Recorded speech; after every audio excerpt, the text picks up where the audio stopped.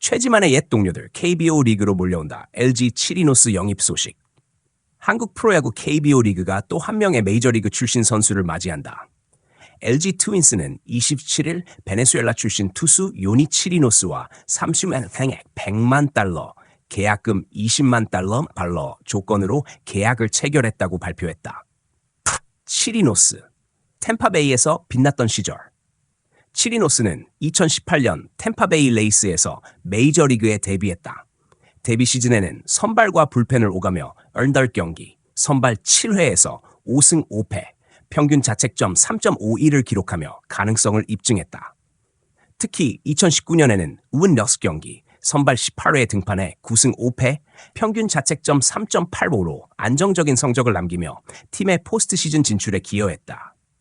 당시 치리노스와 함께 템파베이의 1루를 지켰던 선수는 바로 한국의 최지만 3승이었다.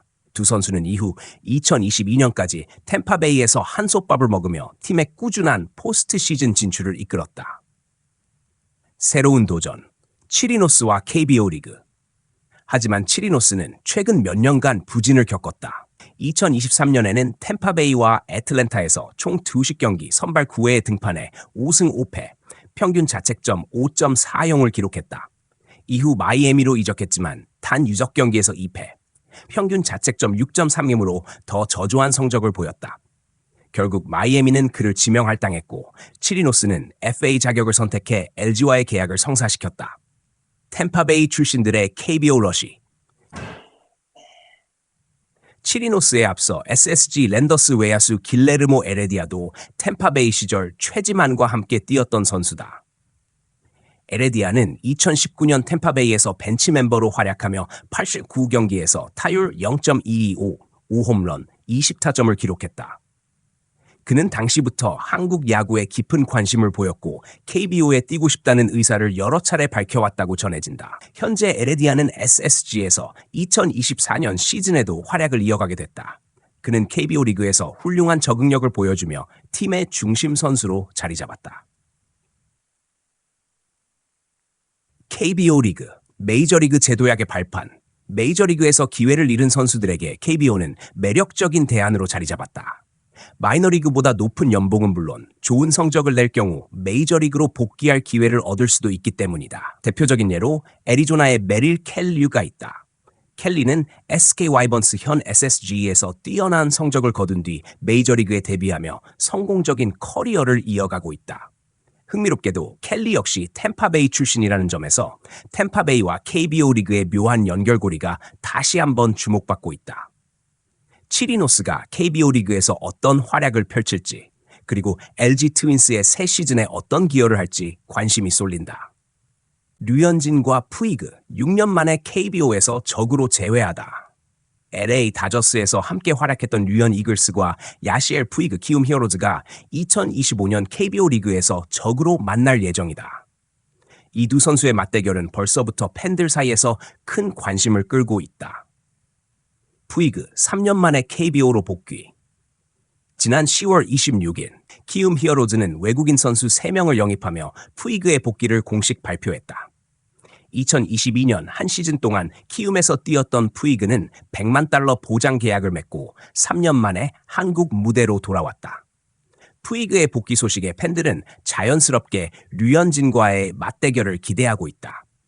비록 국적과 언어는 다르지만 두 선수는 MLB 시절부터 특별한 인연을 공유했다. 2013년 나란히 다저스에서 데뷔한 두 사람은 류현진은 선발 투수로, 푸이그는 중심 타자로 활약하며 6년간 한솥밥을 먹었다.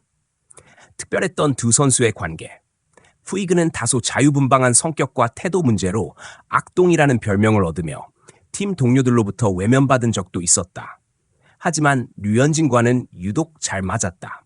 경기장 밖에서도 함께 식사를 하며 돈독한 관계를 유지했고 장난기 넘치는 모습으로 팬들에게 즐거움을 선사했다. 2022년 푸이그가 KBO 리그에 처음 입성할 당시 류현진은 그를 응원하며 푸이그처럼 에너지가 넘치는 선수도 필요하다. 본인만의 스타일을 고수했으면 좋겠다며 애정을 드러냈다.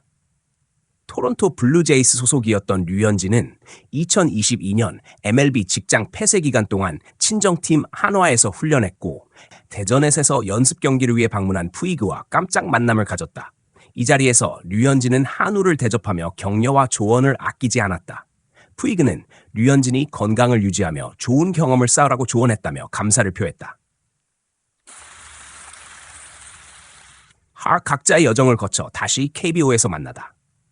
2019년 불법 스포츠 도박과 관련된 혐의로 법적 문제에 휘말리며 MLB 생활을 마친 푸이그는 이후 베네수엘라, 도미니카 공화국, 멕시코에서 선수 생활을 이어갔다. 이번 복귀는 키움이 법적 문제가 해결된 것을 확인한 후 이루어진 계약이다. 한편 류현진 역시 2023년 MLB 생활을 마무리 짓고 한화 이글스와 8년간 총액 170억 원의 대형 계약을 맺으며 KBO 리그로 돌아왔다. 류현진은 비록 전성기만큼의 성적은 내지 못했지만 여전히 한화의 1선발로서 존재감을 보여주고 있다.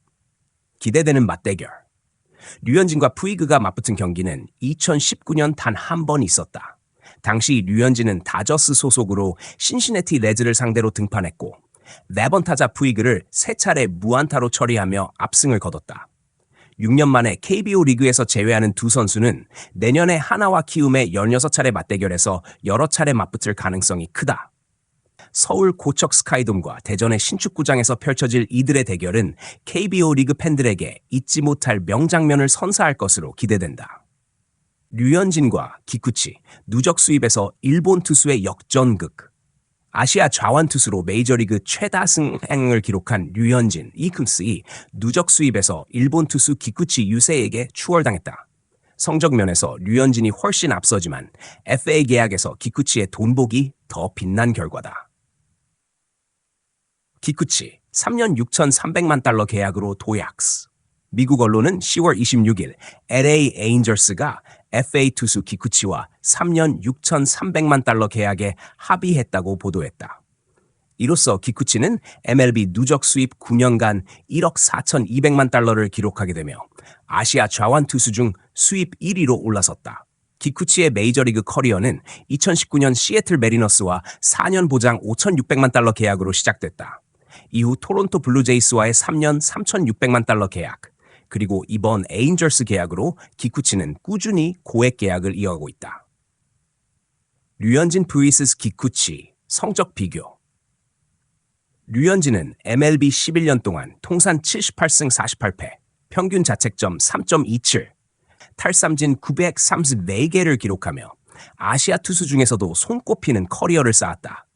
특히 2019년에는 내셔널리그 평균 자책점 1위, 2.32와 사이 영상 2위에 오르는 등 정상급 활약을 펼쳤다.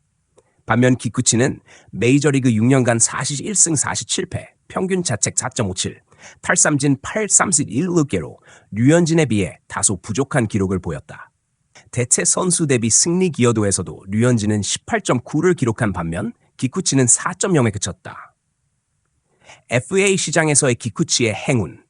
기쿠치의 누적 수입 역전은 뛰어난 성적보다는 FA 시장에서의 전략과 행운이 맞물린 결과로 평가된다. 특히 2021년 시애틀 메리너스와의 계약 옵션을 포기하고 FA 시장에 도전한 이후 토론토와 3,600만 달러 계약을 맺은 것이 결정적이었다. 2023년 기쿠치는 휴스턴 애스트로스로 이적한 뒤 10경기에서 5승 1패, 평균 자책점 2.76을 기록하며 반등에 성공했다. 이러한 활약이 이번 에인절스 계약에 긍정적인 영향을 미쳤다. 기쿠치의 강점, 내구성과 구속. 기쿠치가 꾸준히 고액 계약을 따내는 이유는 그의 내구성과 구속에 있다. 그는 6시즌 중 4시즌을 150이닝 이상 소화했으며 30대 중반에 접어들었음에도 포심 패스트볼 평균 구속이 시속 95.5마일, 153.km에 이를 정도로 강력한 공을 던진다. 특히 휴스턴 이적 후 슬라이더 구사 비율을 늘리며 스텝업에 성공했고 이러한 발전 가능성을 바탕으로 에인절스가 3년 6,300만 달러라는 대규모 투자를 결정했다. 결론, 돈복은 운만이 아니다. 기쿠치의 FA 계약 성공은 단순히 운 때문만은 아니다. 그는 안정적인 내구성과 빠른 구속을 바탕으로 팀의 가치를 증명해왔으며 이러한 실력에 기반한 투자였다. 비록 성적에서는 류현진에 미치지 못하지만 FA 시장에서의 전략적 선택과 내구성이 그를 누적 수입 1위로 이끌었다.